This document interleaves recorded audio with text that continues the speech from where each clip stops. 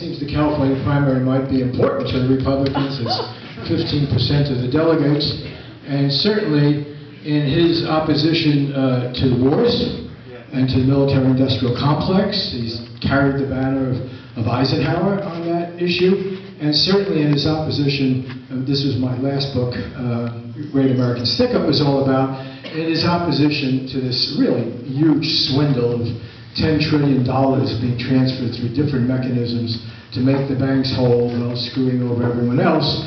Ron Paul has been a very consistent voice, and along with Dennis Kucinich, who unfortunately will not be in the new Congress, pushed through a bill to require the auditing of the Federal Reserve the first time.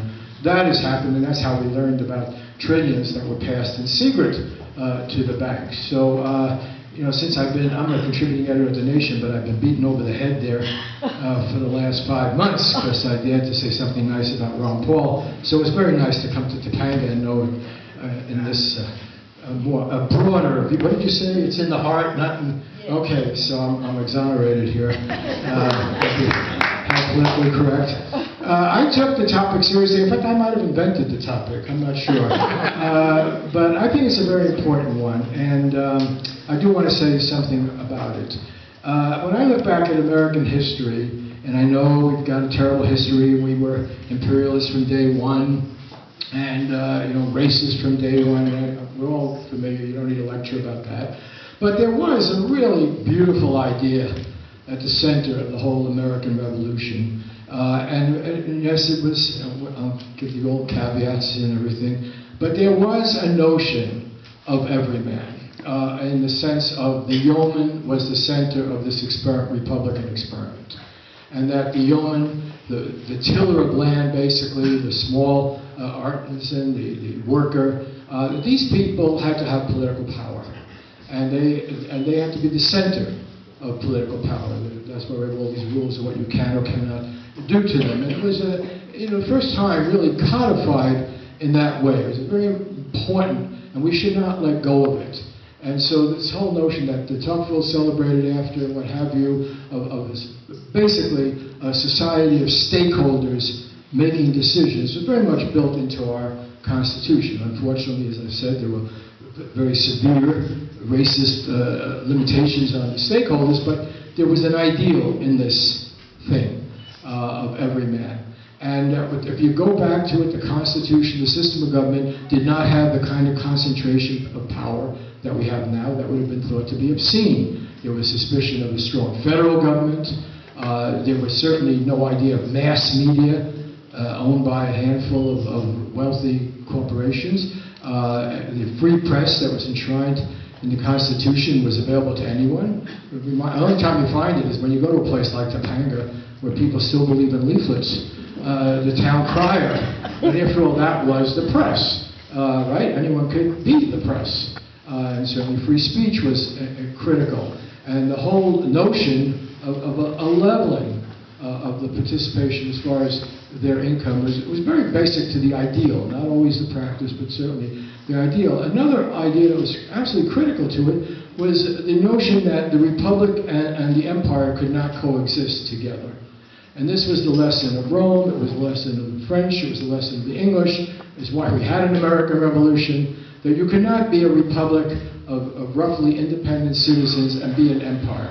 Because they recognized something that we've learned painfully over the years, that when you go to war, truth is the first casualty.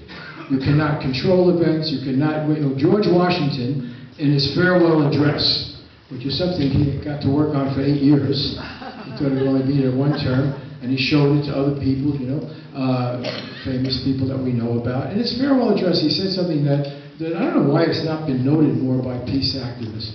But here was this great general who, like Eisenhower, the great general, warned about, in his words, the impostures of pretended patriotism. That's George Washington. I don't know why that's not taught in the schools. It's in his farewell address. The impostures of pretended patriotism. And he talked about influencing events through gentle means in foreign policy, not seeking power over any other people, any other nation. Incredibly important words. Why? Because if you go down the road of empire, you will lose the republic. Lying will be the norm. The concentration of privilege and power will be the norm, and corruption will be the norm. And so if you think of that heritage, those were really two critical components. The individual was the center of power, the individual was empowered, and so much so that we have this incredible suspicion of the central government. And then same token, as I say, a belief in a citizen army in a real sense, a very limited sense of these militias, and a rejection of an imperial model. And then we came to lose that. And in the process of losing that, we armed one side against the forces of this democracy that had been launched. And that was the side of what we now think of as the military-industrial complex. It's the profiteers, it's the people, whether they send armies or just go and follow armies that exploit resources around the world, exploit labor, minerals, and what have you around the world, build empire. And on the other hand, you have people's resistance in this country, going back to the founders, using those rights of the Bill of Rights and others to try to establish a countervailing power to form unions, develop movements for people's rights, for the women's rights, gay rights, the civil rights movement, and so forth. And so that's been the struggle. And then we had this myopic period after World War II where it seemed like it was over. And we were deluded by a false sense of reality, because what happened, people forget, I'm older. Finally, I knew I'd come to Topanga and probably be one of the older guys. It's finally happened. I think I've been doing this for about 50 years. But I was born in '36, okay? And so I have, my father lost his job the day I was born, and my parents weren't married. I won't go through the whole hard luck story, but I have very vivid memory of that period. And I do remember that one thing that happens, we didn't really solve those problems. What happened is we had the war. And the war did two things. It mobilized the American workforce and dealt with in a way that we haven't been willing to do with this recession. A real stimulus package. It brought women, brought minorities up from the South. That's why you have black people living in places like Oakland in any number. They came to work in the defense industry and so forth. And so we had this opening up of the American workforce in a very profound way. And at the same time, our competitors in the world, where every single industrial nation was destroyed. So we emerged from the Second World War with a burst of democratic experience. Even the military came to be desegregated. I think it was Truman's order to desegregate the Navy in 1947 as a matter of necessity. So that's really the trigger. You had a kind of this democratic outburst and strong unions and migration of people and so forth. I'm oversimplifying. And you also had a free ride, because you had the economy. We always, yes, we are blessed. We're a virgin nation. Our land is relatively unexploited. We have a lot of mineral wealth. We're underpopulated by world standards. We all know that. But that we had this boost of into this unusual period as a result of World War II, where in fact we were the only ones who could produce anything, because the Germans and the Japanese and everything, they'd been leveled. Their infrastructure had been leveled, and we were in this new, unique, strong position, and we could develop all these trade patterns. As a result, we had an illusion then, for the years that I went to high school and college, the slogan then, they wouldn't put the racist, but they should have. It was free, white, and 21. They should have said male also. And the assumption was, you were growing up, I remember when I was a kid, God, first of all, the fact that I could speak English without an accent, I knew I was home free, and then, going to a good high school in the Bronx, where the schools really worked, and then going to a great school like City College in New York, where textbooks used to be free. At one point, Colin Powell was in my class at City College, and so he has chronicled those wonderful days when we actually cared about the poor. And have settlement houses and education programs and all the stuff that would be considered wild socialist, communist things. Now we had this our norm, and teachers got paid and so forth. So we went through this period in which the class differences tended to be submerged, and they were used to undermine unions and to develop a false consciousness. Because the fact is, we were in the catbird seat as a nation. what we produce, people wanted to buy, and so forth. What has happened, in particularly the last couple of decades, has been the severe erosion of all that. We have difficulty producing things that people want. We have enormous shift in the redistribution of income in the wrong direction.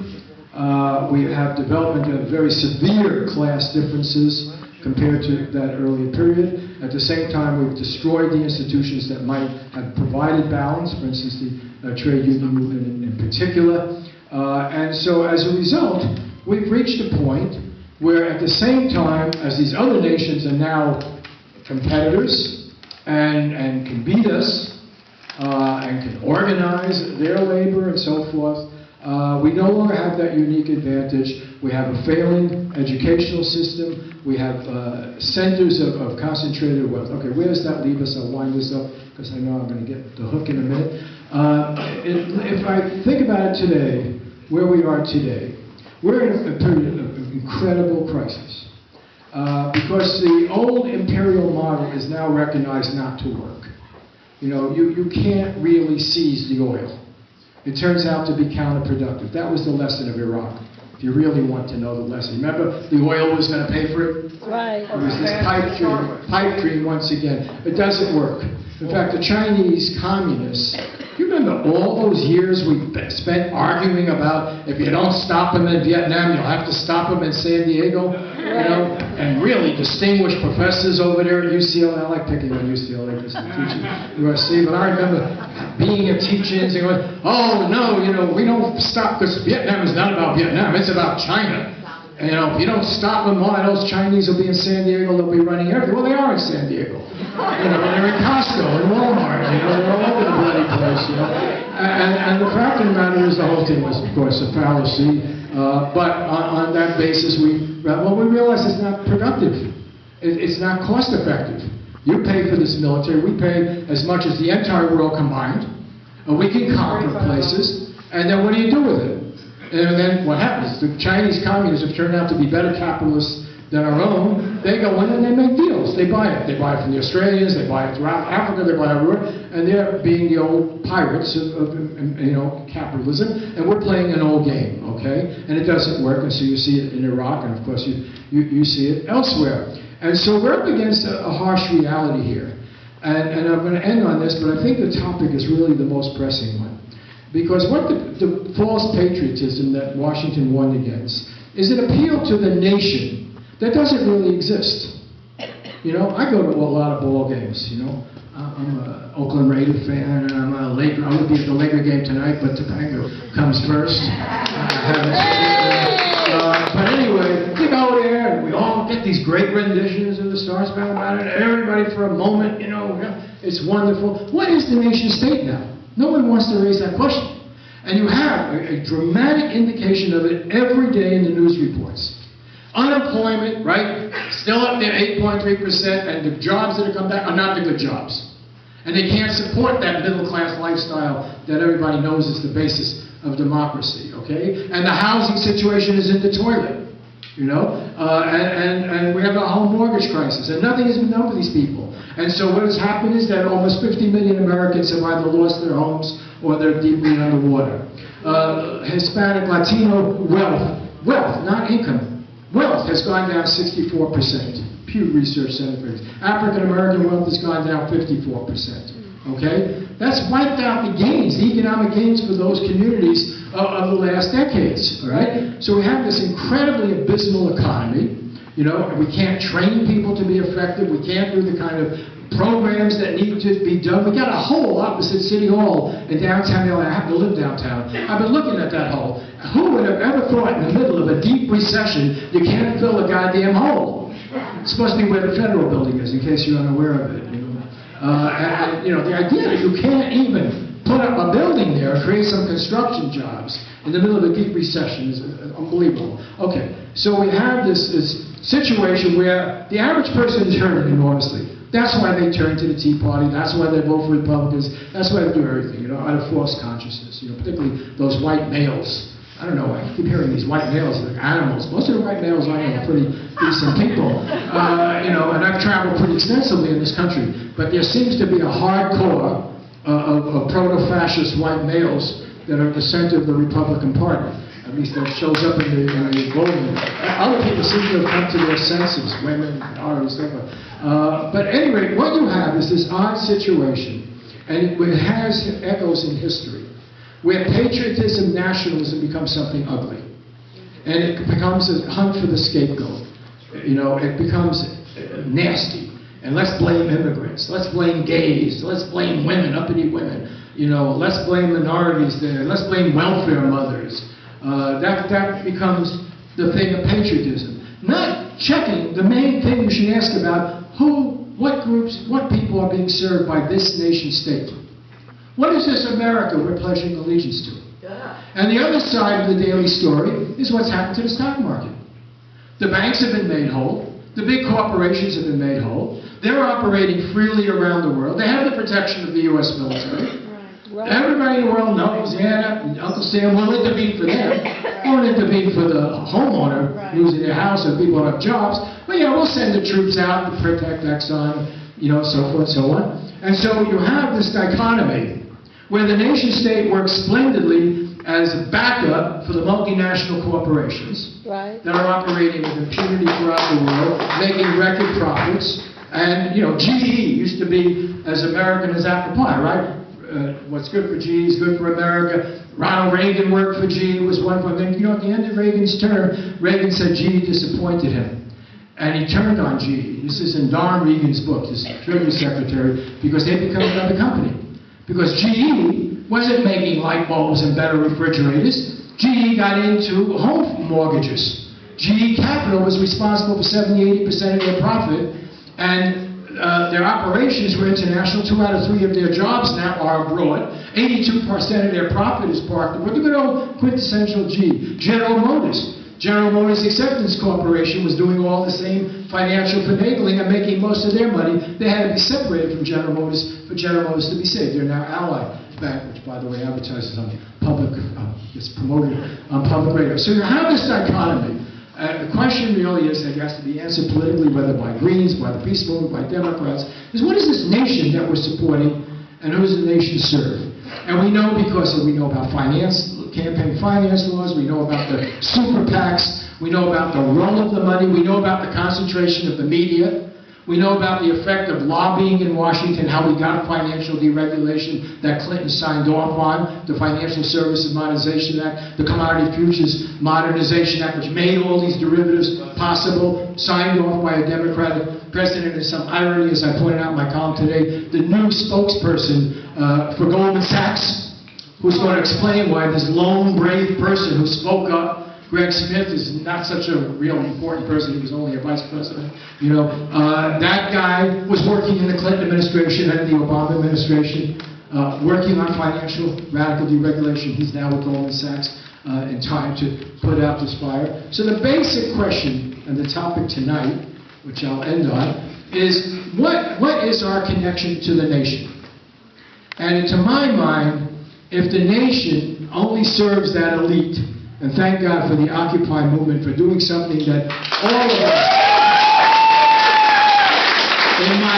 ever since, you know, I'm going to veto Marcantoni, who want to talk about a great congressman, you know, ever since some of the old populists, Henry Wallace, you know, died, I haven't seen anyone, any movement come along in this country. Maybe I'll give Martin Luther King and the, you know, poverty speeches a lot of credit. But what Occupy did, much to my amazement, you know, much against my own skepticism, was force this issue of income disparity, the 1%, into the national dialogue in a way I've never